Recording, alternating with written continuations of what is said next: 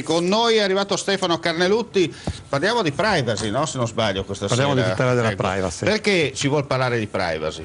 Perché praticamente la settimana scorsa è uscita sulla Gazzetta Ufficiale l'approvazione di una legge che fa parte di un pacchetto di leggi della Comunità Europea, nella quale vengono autorizzate le multinazionali tecnologiche ad acquisire i dati sensibili delle persone, cioè i dati nostri personali. Certo. Allora, questo perché è stato fatto? Perché diciamo, c'è stato un accordo fra il governo italiano a firma del presidente dell'epoca che era Renzi, sempre lui, con la IBM, nella quale in cambio dei dati sanitari degli abitanti della Lombardia veniva costruito, ed è stato fatto alla fine, un centro IBM Certo. Menelta a Milano. Senta, facciamo un esempio pratico così. Io vado in un posto della Lombardia, ipotesi, io sono un cittadino della Lombardia, ma in generale dell'Italia, firmo un documento sulla privacy e mi trovo tranquillamente bersagliato anche di telefonate, di sondaggi, eccetera, Esatto. perché c'è questo accordo. Dunque non si può nemmeno protestare a questo punto. Non si può neanche protestare, perché infatti la legge europea entrerebbe in vigore a maggio del 2018. In Italia è stato fatto prima, per i motivi che appunto stavo dicendo prima, ed è in vigore dal 12 dicembre, cioè fra meno di una settimana.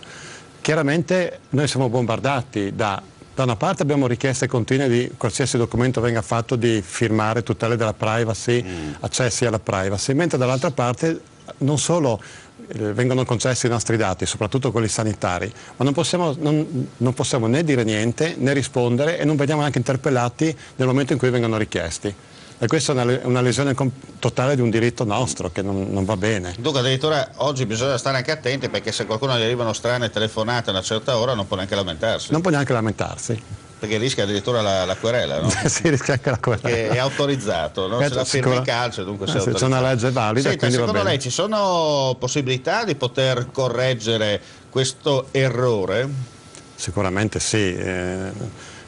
Praticamente il garante della privacy ci aveva tentato, perché quando hanno fatto questo accordo si era messo nel mezzo dicendo che è una cosa che non si può fare, chiedere i dati, pretendere i dati delle persone senza essere interpellati.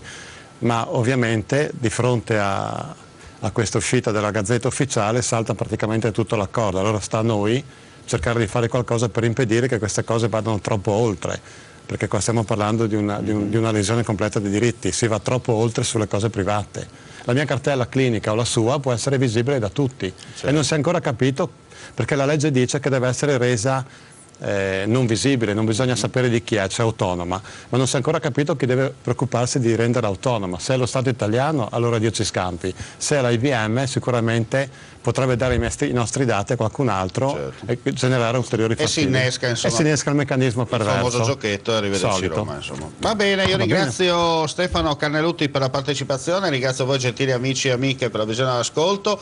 Break pubblicitario e poi andiamo a scoprire le news dal Veneto.